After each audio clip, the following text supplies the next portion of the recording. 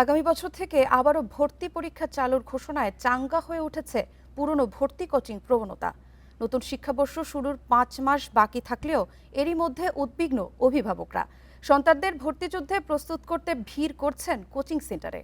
প্রথম শ্রেণীর জন্য রাজধানীর কোচিংগুলোতে শিশু প্রতি নেওয়া হচ্ছে মাসিক 1500 থেকে 3000 পর্যন্ত টাকা, আর ভর্তিতে এককালীন 2 থেকে 4000 টাকা।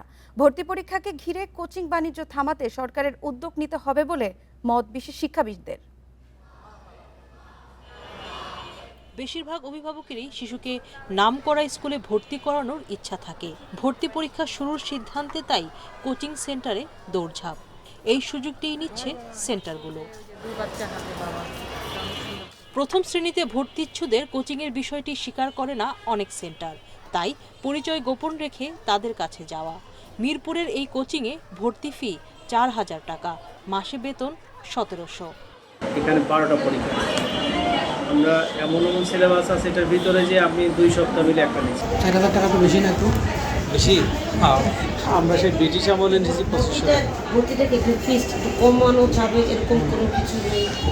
মণিপুর, মোহাম্মদপুর, সিদ্ধেশ্বরী সহ প্রায় সব এলাকায় এমন প্রতিষ্ঠানের ছড়াছড়ি। মণিপুরের এই কোচিংয়ে প্রথম শ্রেণীর জন্য মাসিক ফি 2500 টাকা। কাছাকাছি আরেকটি সেন্টার নিচ্ছে 2000। আলাদা ভর্তি ফিও আছে।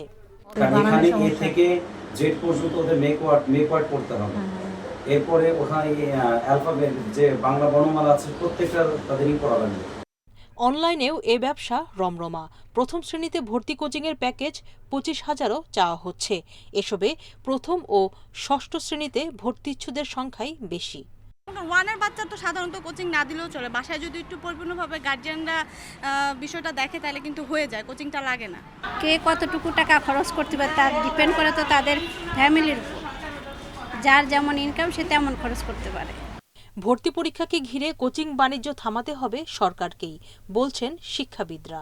পরীক্ষা শব্দটাকে নিয়ে কোচিং সেন্টাররা যে বাণিজ্য বা ব্যবসা করতে যাচ্ছে সেটার দিকে খেয়াল রাখা উচিত। এটা হলো অভিভাবকরা খুব বেশি পরিমাণে আগ্রহী হয়ে অতি উৎসাহী হয়ে বাচ্চাদেরকে আগে কোচিং সেন্টারে ভর্তি করে রাখে এবং রাতের পর রাত জেগে থাকে বাচ্চাকে পরীক্ষা দেওয়ার জন্য, যেটা বাচ্চাদের উপর এক ধরনের মানসিক নির্যাতন। স্কুলে ভর্তি পরীক্ষার পদ্ধতি কি হবে তা নিয়ে এখনো পরিকল্পনা চলছে। বাণিজ্যিকীকরণের ফলে মৌলিক অধিকার থেকে পণ্যে পরিণত শিক্ষা আবারও খুলেছে সেই দ্বার। ফলে আকাশচুম্বী হয়ে উঠেছে শিক্ষার ব্যয়। শিক্ষা সংশ্লিষ্টদের মতে এই টাকাই বৈষম্য বাড়াবে শিক্ষার্থীদের মধ্যে। সুলতানা জাহান মিতু, ইন্ডিপেন্ডেন্ট নিউজ, ঢাকা।